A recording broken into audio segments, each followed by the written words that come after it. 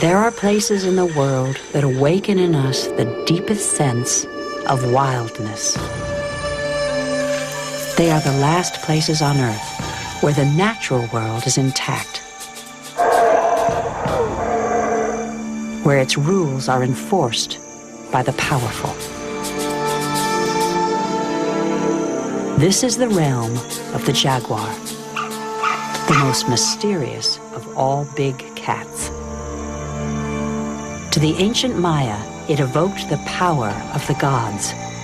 Spread the jaguar's skin, said the Maya, and you spread the stars of the universe. Elusive as a forest ghost, it hides its secrets in a world of shadows. A legendary beast with a legend on its trail.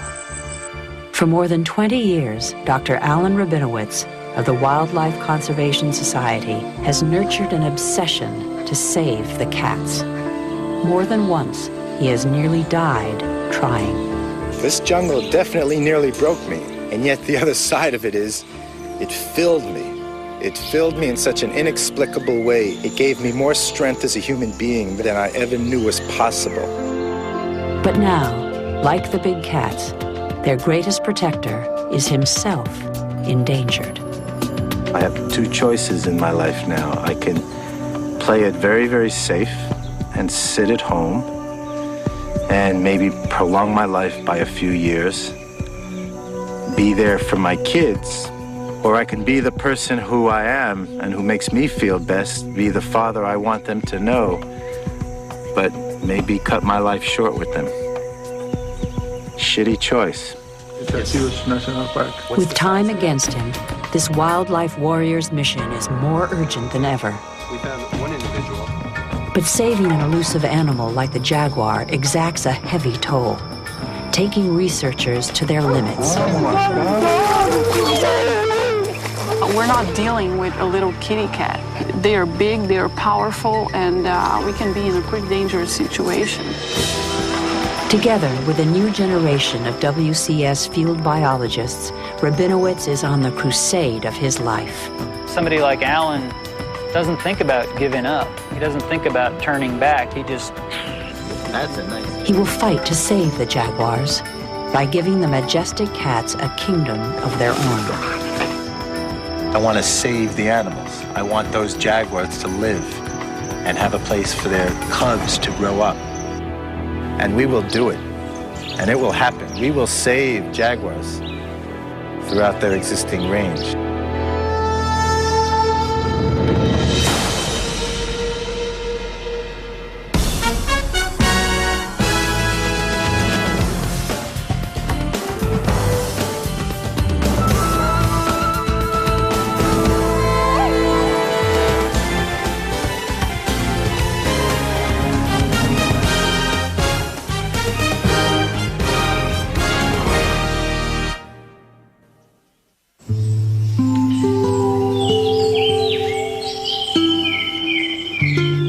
Under the dappled light of the forest canopy lives one of Earth's most powerful creatures.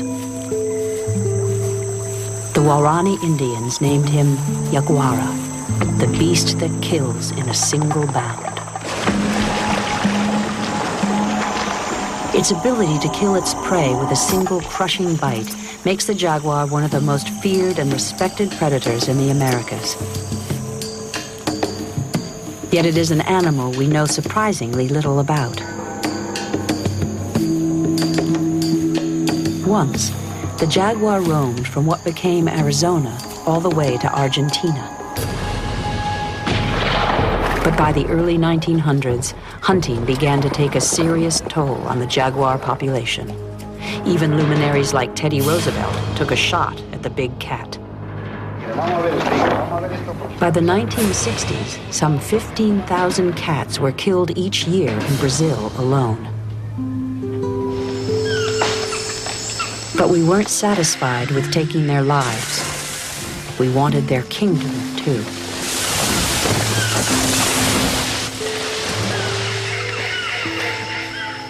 Jaguars need wilderness, vast stretches of safe territory where they can roam, hunt, and raise their cubs. But man has taken more than 1.5 billion acres of their habitat, forcing them into increasingly isolated pockets where their future may be in jeopardy.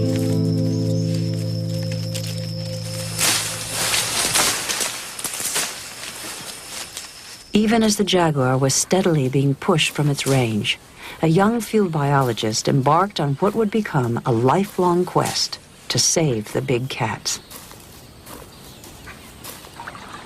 Alan Rabinowitz began his journey in one of the most remote parts of the tiny Central American country of Belize. When I first heard jaguars in the jungle, I couldn't see them. I was out at night.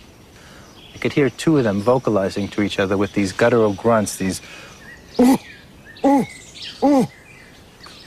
And it was dark, and I was alone, and it hit me viscerally. It just almost was one of those things that knocks the wind out of you.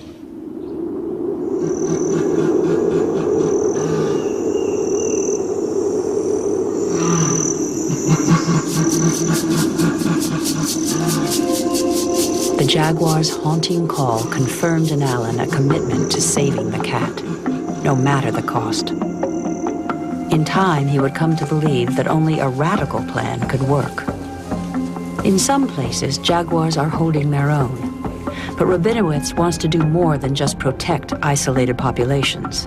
He wants to create a jaguar corridor, a continuous chain of public and private lands across the jaguar's existing range.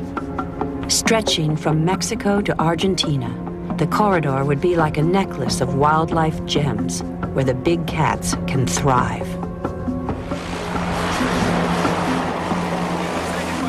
Today, Rabinowitz and fellow WCS scientist Eduardo Carrillo are on their way to Panama to investigate what might be a crucial piece of the jaguar corridor. This area has been identified as the most important link for jaguars between Central and South America, but we know nothing about it. We have no data on the jaguars or the other species here. The Darien National Park is a wildlife haven for all the wrong reasons. It sits on the Colombian border, where guerrilla warfare and drug running have made it treacherous, even for wildlife biologists. In spite of the risks, Ricardo Moreno, a Panamanian researcher, has just launched his own project in the Darien. But it's beautiful, yeah. Definitely beautiful. It's nice to be here. I'll bet there are lots of jaguars in here. I bet jaguars love this place. I'd love this place if I was a jaguar. Yeah. Alan Rabinowitz is here to see if the Darien has enough prey to support a thriving population of jaguars, and whether the cats are already here. Jaguars, by being the top predators, keep in control all of the things below them. We need them if we want to maintain a truly natural, intact forest system. If we don't have them, the forest will change, and it will change in ways which we don't even know what the consequences are.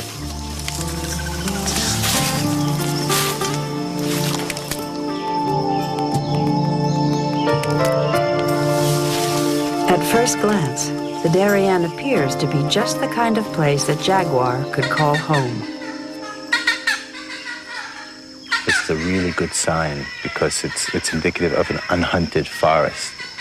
When the animals show that lack of fear, it means they've grown up since birth in an unhunted environment, and they have no fear of human beings harming them.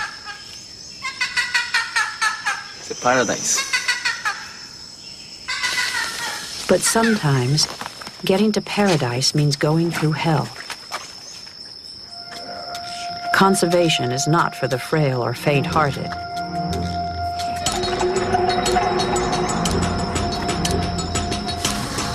For field work, this is about as easy as it gets.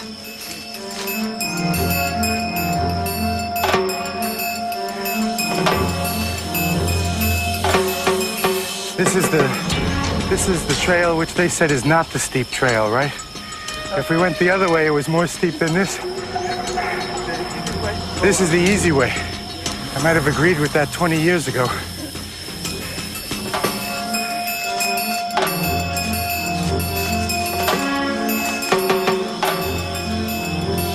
After 3 hours of slogging through 100-degree heat and humidity to match, the team finally comes across the first tiny clue that this could be good jaguar territory.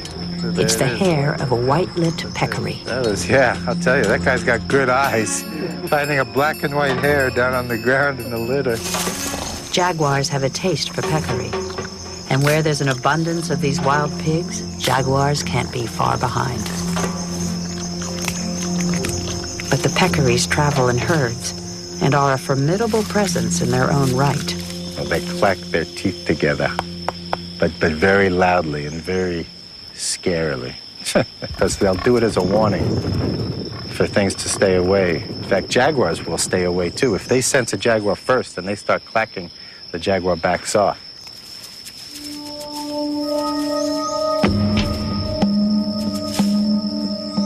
But the big cat will eat. It's just a matter of time.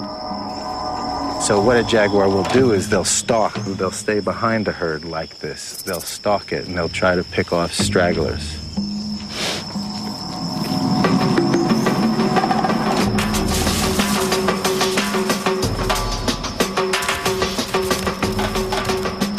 Up to 300 pounds of muscle is compactly wrapped in a body that is only 6 feet long. It can go from stalking prey to killing it in a heartbeat. The jaguar feeds on more than 85 different species. Its bite force and tendency to ambush its prey make the big cat one of the most formidable hunters in the jungle, and one of the most elusive. Big jaguar. It's not so fresh, huh? No, it's not so fresh. Only the jungle floor records its presence. It's very dulled at the edges. When a track is just made, if a jaguar had just walked by, it'd be that sharp. Yes. Okay. But when you start seeing roundedness, probably been a few days. Yeah. Tracks scattered throughout the forest support Alan's initial theory. The Darien could be a gem on the necklace. Oh, look at these. Oh, they're beautiful. These are nice tracks. It looks like you could have more than one jaguar here of various ages. Confirmation of a vibrant jaguar population here would be a major step forward for the corridor because of the Darien's position between Central and South America. If we're ever going to create a contiguous population of jaguars, we need to save this link right here. It's the link of a necklace. The man trying to save the jaguar has loved animals since he was a boy growing up in Brooklyn, New York. But back then, the animals were his salvation. Since I can remember, from the earliest childhood, I was unable to speak. I had a severe stutter, the kind of stuttering which results in what's called blocks. I couldn't get words out at all. It wasn't that kind of repetitive stuttering like buh. It was, I just couldn't get anything out. So in grade school, since I apparently wasn't normal like the other children, they would call me every day at a certain hour. They would call me, and I'd have to stand up in the middle of the class, and I would be sent to a special class. And all the kids knew what the special class was. It was the class for what everybody called retarded children. Well, as it turns out, two things stutterers can do without stuttering, no matter how bad they are, is sing and talk to animals. And I came to discover that with little pets. I mean, I didn't grow up in any kind of a wild situation. I grew up in New York City. So my pets were, green turtles, hamsters, chameleons, which would all die, and I'd have to buy new ones. And I'd have a little menagerie, and I would talk to them. It was the only thing I could talk to. And I'd tell them everything. I'd tell them my dreams. I'd tell them what I wanted to do. I'd tell them how people were just stupid because here they thought I was stupid, and I told all this to the animals.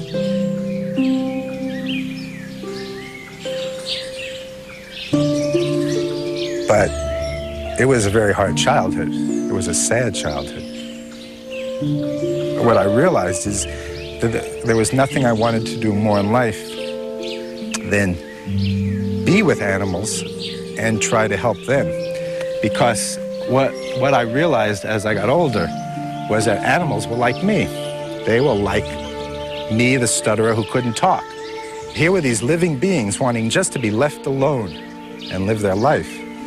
And people were cruel to them, people killed them, people misunderstood them. And I felt, you know what, if I can come to get my voice again within humankind, then I could use the voice for the animals and try to help wildlife as well.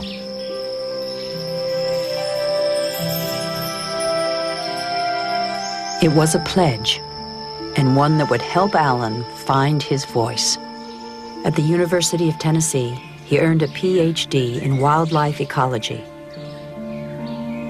There, just by chance, Alan met the legendary field biologist, Dr. George Schaller. Working for WCS, Schaller had conducted landmark studies of mountain gorillas, big cats, and pandas, and had helped create the model for conservation biology. In 1982, during a visit to the University of Tennessee, Schaller joined the young Rabinowitz on a hike in the Smoky Mountains. At the end of the day, he simply wished me well, wished me good luck, and we parted, and I never thought I'd see George Schaller again. But Dr. Schaller had other plans for Alan. I'm always looking for people who are fit, who have a passion for being outdoors, who want to do new and interesting things. And in my mind, we need more jaguar studies. And I thought Alan might suit this perfectly because, you know, wildlife work is not really a job, it's a mission. Like Jane Goodall and Diane Fossey before him, Alan had been chosen to go alone into the wilderness. His job? To understand a little-known animal. His destination? A wild place outsiders knew virtually nothing about. The rainforest of the Coxcomb Basin in Belize. I remember very clearly that the only thing I thought in my mind was, where the hell is Belize? And then I thought, I don't care where Belize is. And within seconds, I said to my major professor, tell him yes. Tell him I'll do it. It was a decision that would change the course of his life and the fate of the Jaguar. Alan spent countless hours each day following tracks, collecting scat, and looking for prey remains. I felt more alive, more invigorated than I had ever felt in my life. I didn't need to be with people. I didn't want to be with people. All I wanted was to be out in the wild and feeling the energy and the power of true wildness flowing into me and feeding this deep need I had inside of me to be whole. But progress was slow, and the cats all but invisible. Alan realized he would have to capture his subjects in order to study them. He quickly came to rely on local Maya for their intimate knowledge of the jungle. Ironically, the very people who once hunted the cat became invaluable in the effort to save it. Alan spent the next 2 years driven to find the big cats. He would eventually capture 7, fitting each one with a radio collar, a tool that would help him reveal more about jaguars than anyone had before. But Alan was deeply ambivalent about his methods. Here I was studying an animal because I loved it, because it was, to me, the incarnation of some of the best things in the world, some of the real beauty in the world, and I wanted to protect it. But in order to do that with an animal like jaguars, I had to capture them, and I had to drug them, and I had to put these fairly sizable radio collars on them Even if they were able to live out their life, I had in some way handicapped them. I mean, I couldn't help but feel as if I was almost giving them a stutter. But it paid off. Alan's research yielded the first significant information about what rainforest jaguars prey on and how they use territory. He found that while the cat's territories often overlap, there are rules that dictate who goes where. Jaguars mark off specific home areas by scraping the ground, spraying urine, and by scratching nearby trees, a calling card to other cats.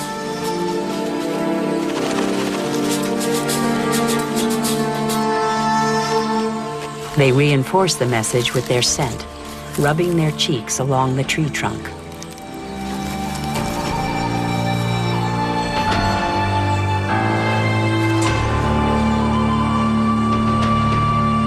Alan's discoveries came at a price.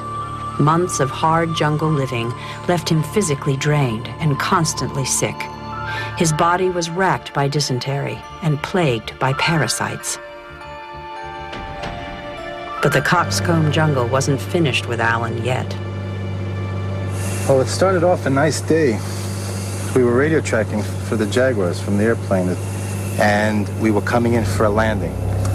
And just before we touched the ground, a freak wind from the storm literally catapulted the plane halfway down our little jungle strip. With the stall buzzer going off, no more than a couple feet off the ground, he opened the throttle full, tried to take off again. You could see the panic in John's eyes, and that was not a good thing for me to see in my pilot. I thought maybe we're going to make it, but just at that moment I could hear the trees starting to scrape the bottom of the plane. John starts screaming, "We'll make it, we'll make it." And that's when I knew we weren't going to make it.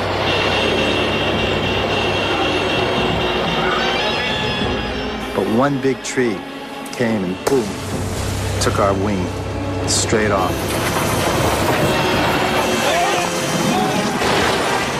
As that plane went down, that was one of the, I really thought, just let them find my body. Just let it not be some grave in the jungle.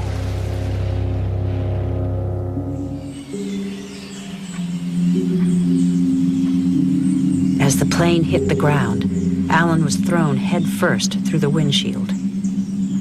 The first thing I saw is that I was inches from the ground, and the next thing I saw is that blood was everywhere. I had broken my nose, crushed my entire septum, and my nose was flattened against the side of my face, and I just cracked it back into place. Everyone on board survived the crash, though Alan would suffer from debilitating headaches for years to come. In spite of doctors' orders to stay put, Alan was soon back in the field, hard at work.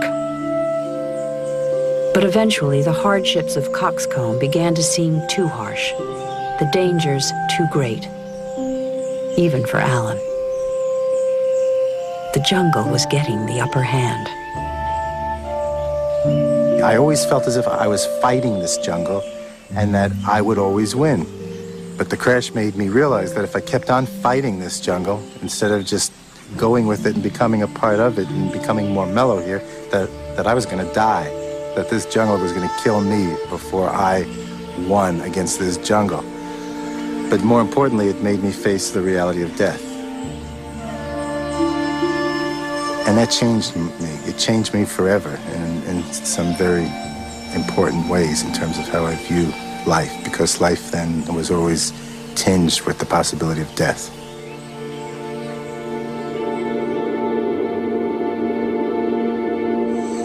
Alan was further sobered by the reality of his work. Over the course of his study, all of the cats he collared would eventually die or disappear. 2 were shot by hunters, and 3 died from other causes, a testament to the fragility of the cat's life in the wild. Ultimately, the cats did not die in vain. Based on Alan's groundbreaking research, the government of Belize declared the Coxcomb Basin a Jaguar Preserve, the first of its kind in the world. My main goal was to set aside a haven, if there was no other, at least one incredibly beautiful haven for jaguars, where this was their home, not people's home, where they were just given the right to be here, but their home first, where people had to be given the right to come into their home.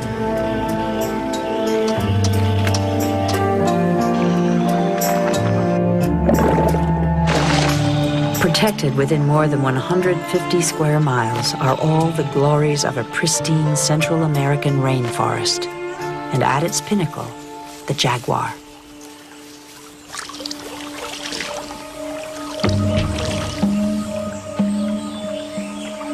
Deadly as they are on land, jaguars also have the skill to pull a meal from the water.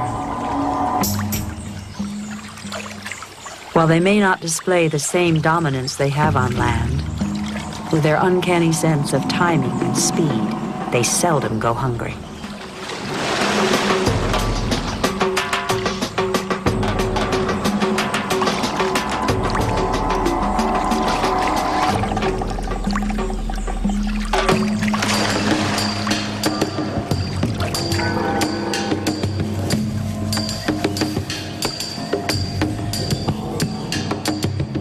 The creation of a reserve where jaguars could thrive gave Alan his first taste of the role he could play in saving other endangered species.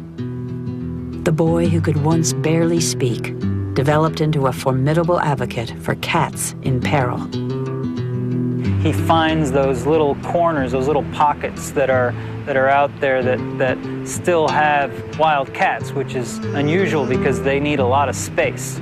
And yet, somehow, miraculously, he finds these things and brings them up to a level where governments start to react, people start to fund projects, and reserves start to be created, and conservation happens. Alan has helped set up 6 nature preserves around the world, spanning thousands of square miles of wilderness. The guy is completely obsessed. I mean, he does not stop. He does not listen to anyone. He does not, collect his $200 when he passes go. He just takes it to the end point. Somebody like Alan doesn't think about giving up, even if the odds are 1,000,000 to 1. Throughout his global campaign to help all big cats, Alan has never envisioned a more ambitious plan than the Jaguar Corridor. But with his biggest dream within grasp, he now faces his greatest challenge. About a year ago, I was diagnosed with cancer, with leukemia. Fortunately, it's not an acute form of leukemia. It's a slow form. It's called chronic lymphatic leukemia, CLL. Nevertheless, it's progressing in my body. There's no known cure for it, but it's slow. It may get faster, it may be slow, but the clock is ticking. To monitor the illness, every 2 months, Alan must visit Sloan Kettering in New York City, one of the country's top cancer centers. The hardest part of coming for these checkups, as you walk from the parking lot to this hospital, as you walk inside the hospital, you face the stark realization that you are a sick person coming into a place where everybody has got cancer. Here, Alan must do what he rarely does elsewhere: be patient and wait. I've never had to deal with anything in my life which I couldn't believe, or I hadn't been able to convince myself that I could beat. This is toughest. This is another major challenge in my life, trying to convince myself that I could beat a disease that, at this point, there's no known cure for. Look here. Oh, great. For now, Alan's condition is uncertain. With his future in doubt, he knows it may take a new generation of researchers to complete the Jaguar Corridor.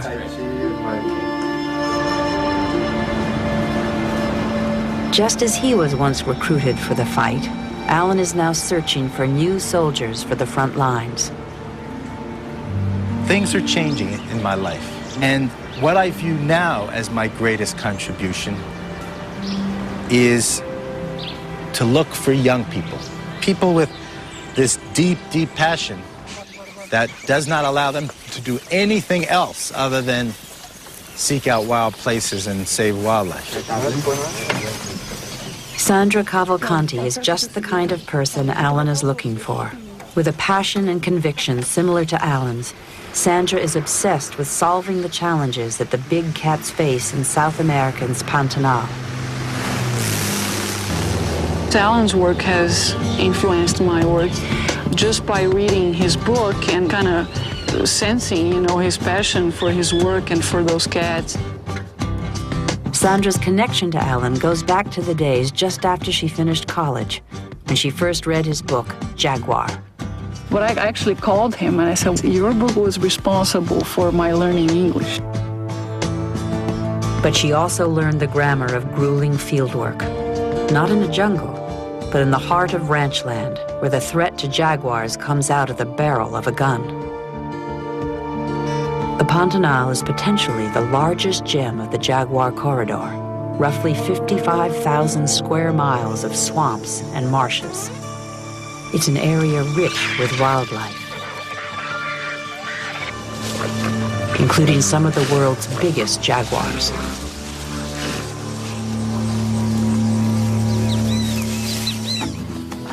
But over 90% of the Pantanal is privately owned. About 4 million head of cattle roam the ranch land.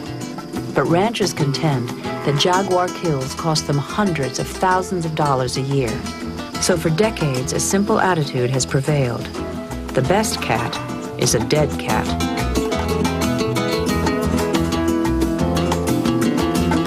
It's unclear whether the jaguars are really killing all of these cattle.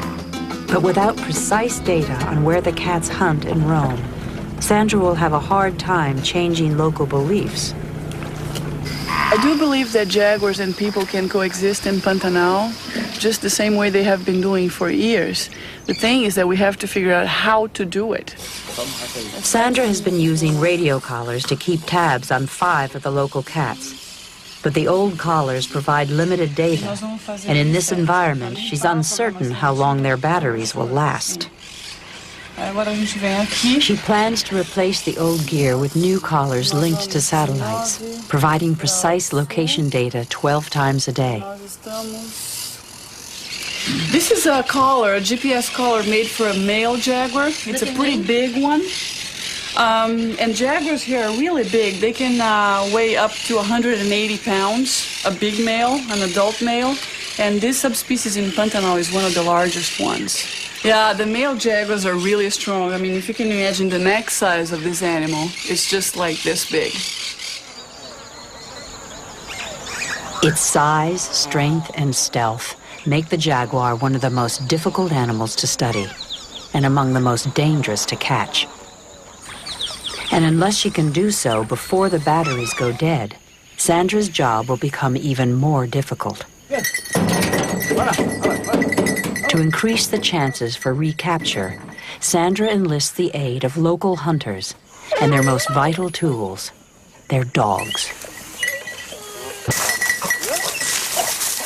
As the dogs follow the cat's scent, Sandra picks up its signal.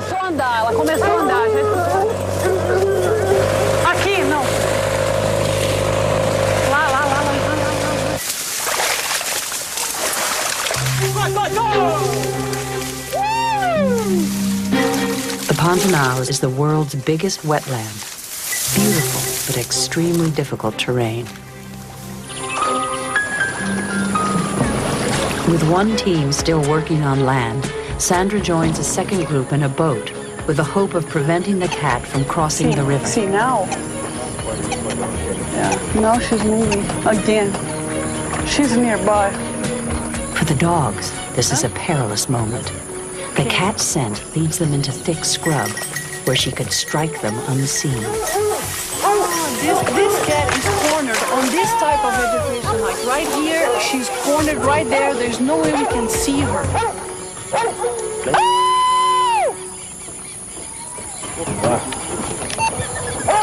Fearful of what could happen, they'll try to scare the jaguar out of the bush and into a clearing or up a tree where the hunter can safely dart the cat.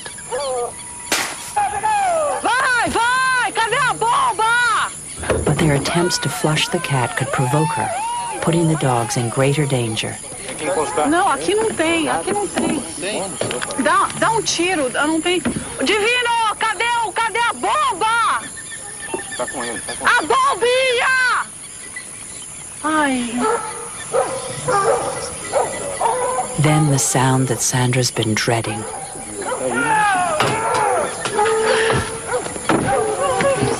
She's got a dog, she's got a dog.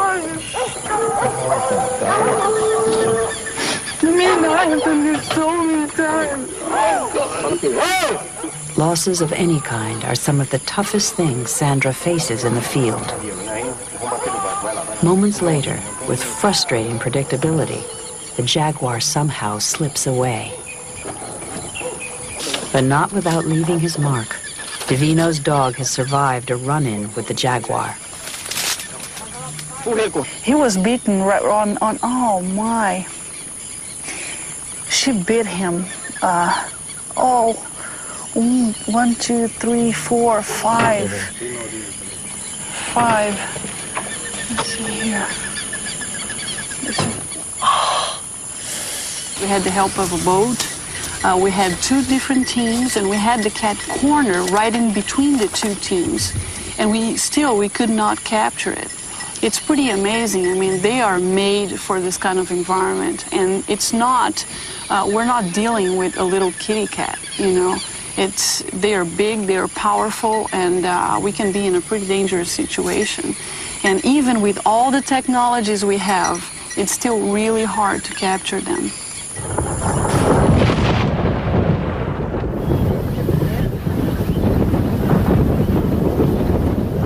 Time has run out for Sandra. The rainy season will make collaring jaguars even more difficult. A lot of people ask me, what am I doing studying these cats? Couldn't I be studying something easier, something that you can see all the time? But I don't know, I have this fascination for these animals. 4 feet of rain will fall in the Pantanal during the wet season, a flood that will last for the next 6 months.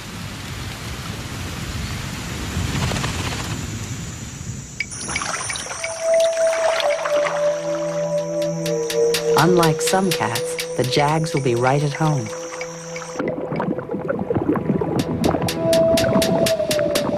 Jaguars are excellent swimmers and won't hesitate to cross waterways, especially if there's a potential mate on the opposite bank. A male on the prowl finds an invitation of sorts, a chemical signal left by a female. Receptors in his mouth tell him she's nearly ready to breed.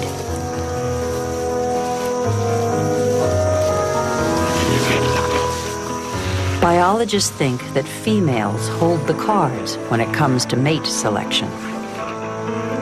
Her fierce resistance could be one strategy for finding the best male. When she's ready, mating lasts as little as 9 seconds, but may be repeated up to 100 times a day.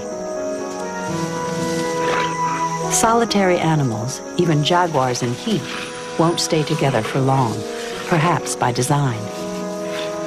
When jaguar populations become isolated, too much inbreeding can occur. Allen's Jaguar Corridor will enable different jaguar populations to interact. The species depends on it.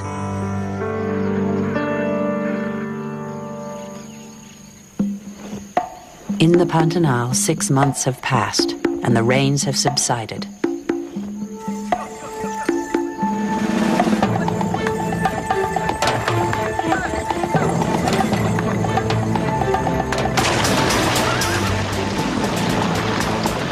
Though the swamp is still deep with water, Sandra, anxious to deploy her new satellite collars, is back on the trail of the jaguar.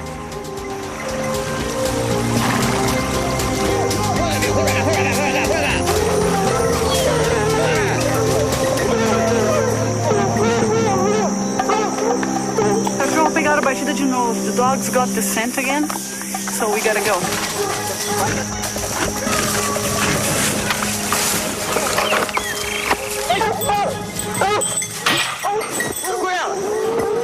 Seven exhausting hours later, a gunshot punctures the stillness of the forest. Sandra and the vet get to work. It's rare that Sandra will actually handle a cat, but she'll have to savor it quickly. They immediately apply a lubricant to the cat's eyes. While sedated, the cat won't blink, risking damage to its corneas, so Sandra blinks for it. She realizes the Jaguar's temperature is climbing. If the cat becomes overheated, she could be vulnerable to heat stroke, which could be deadly.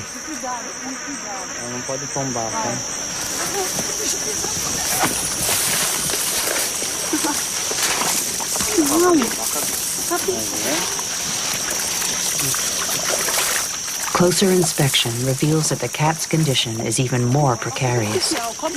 This is a female jaguar, and by looking at her weight and everything, she may be pregnant. Just her characteristics and her tits and everything, you know, around here, she's probably pregnant. Because they think she's pregnant, they give her far less sedative than normal, and that has its own risks for the researchers. Marcos, quer uma ketamina suplementar, Marcos? Não. Ela tá enrijecendo porque ela tá acordando. Então não é... Não sem pressa, tá tudo bem. Quer que eu faça o garrote? Calma aí, não precisa... Tá. Now we're just going to make sure that her temperature, her pulse, and her respiration is fine. And then we're going to get away from her and let her recover. Sandra's tenacity is paying off. Over the next year, data from her new satellite tags will provide at least one revelation. The cat some ranchers love to hate, the one that kills and eats only cattle, doesn't seem to exist. Still, while their habits don't match their notorious reputation, the cats do eat cattle. This poses a challenge wherever the Jaguar corridor crosses private rangeland. It may also make life difficult for newborn cubs. The pregnant female gave birth less than 3 months after she was collared. While the size of her litter is unknown, biologists do know that there can be up to 4 cubs in a litter. Often less than 16 inches long at birth, the cubs are born blind. Their eyes open within 2 weeks, and they set off to explore the world outside the den.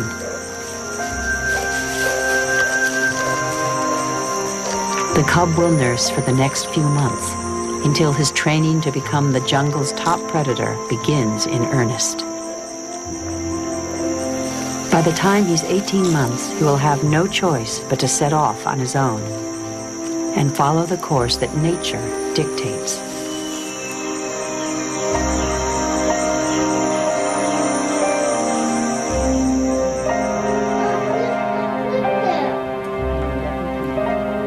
At home with his wife, Celisa, and their 2 children, Alan has difficult choices to make. Because of my work, and because of the hard time I've had as a child opening myself emotionally, I didn't get married until late in life. I've only met my wife and married when I was 40. And I only had my first child when I was 46. Now I'm 49, and I have this beautiful 3-year-old son. I have an incredibly beautiful 1-year-old daughter. And after having both of them, I find out I have leukemia. I can take care of the work side. I can move through that. It's going to be more of a challenge trying to face up to what this means for my relationship with my children and my family. That's harder. There's monkey. There's the snake. They're playing. These 2 children have opened up an incredible new avenue in my life and will allow me to experience things which I didn't even know existed. And in order for me to be true to my children, I have to be true to myself, and that's being out in the wild and helping save wild things, because that defines me as a human being. Who's afraid of? The woodland animals were arguing.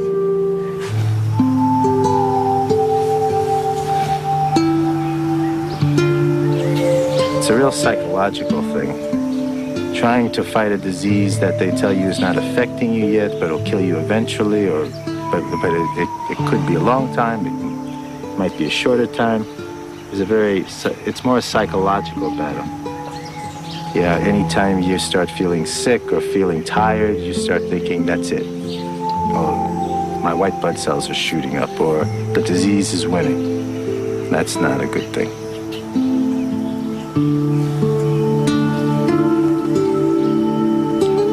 I'm just hoping that, by the time that he needs it, they discover something that could help. So, I know. You just get through things, and you fight them, and you go on. What else is there to do?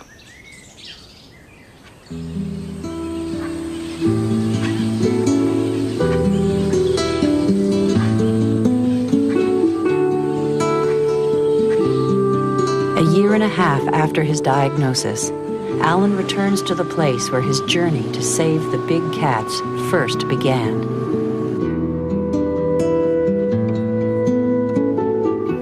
It's in, scan it. You got some. Husband and wife biologists, Scott Silver and Lindy Ostro, are in Coxcomb, picking up where Alan left off almost 20 years ago. That the jaguars are using these links.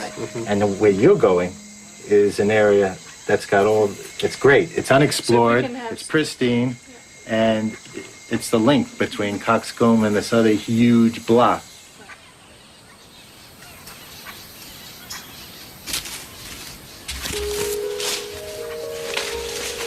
It's getting hot. It's 8 o'clock already. Scott and Lindy are attempting to count the number of jaguars in an area within Coxcomb that's never been studied before. It's an area that borders another preserve, a key link in what may already be one of the most spectacular gems on the necklace. Using something called a camera trap, they're able to simultaneously photograph both sides of a passing cat. And when they work, The jaguar's spot pattern is as unique as a human fingerprint. It's a hard thing finding the people with the heart, with the passion, who really stick it out, who do it and say, this is my life no matter what. Those are the kind of people I want to find. perfect. Excellent. And a beauty.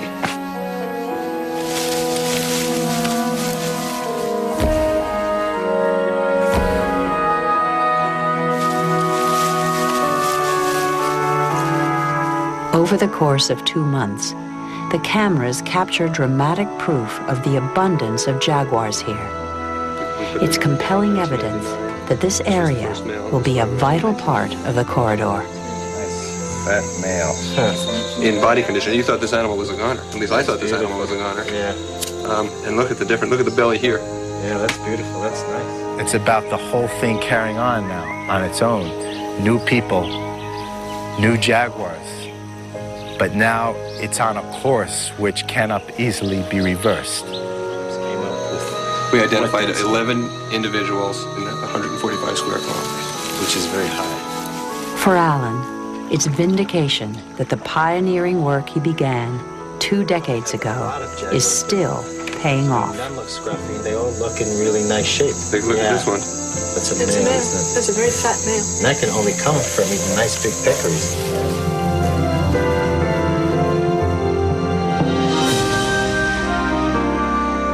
That's good news, isn't it? That's good news for the Coxcomb Jaguars.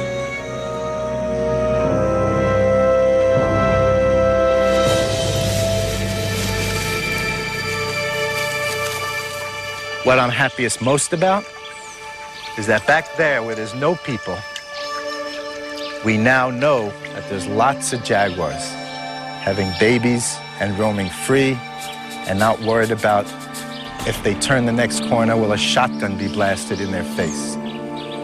That's what thrills me. The fact that it's become such an incredible gem, it warms my heart, yeah. It makes me feel good. It makes me sleep better at night.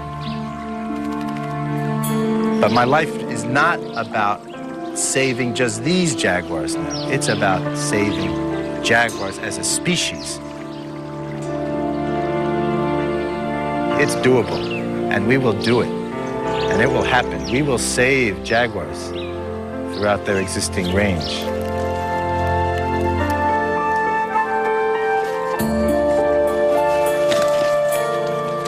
Like the jaguars he's fought so tirelessly to understand and preserve, Alan Rabinowitz brings tremendous personal strength to the battle. But what happens when an unstoppable force meets an overwhelming challenge? For this wildlife warrior, that chapter has yet to be written.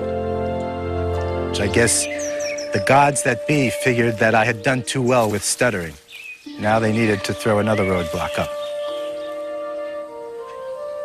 And just as I said that I would not accept no for an answer, setting up preserves or doing what I want to do, believe me, I'm not going to fade gently into the night either.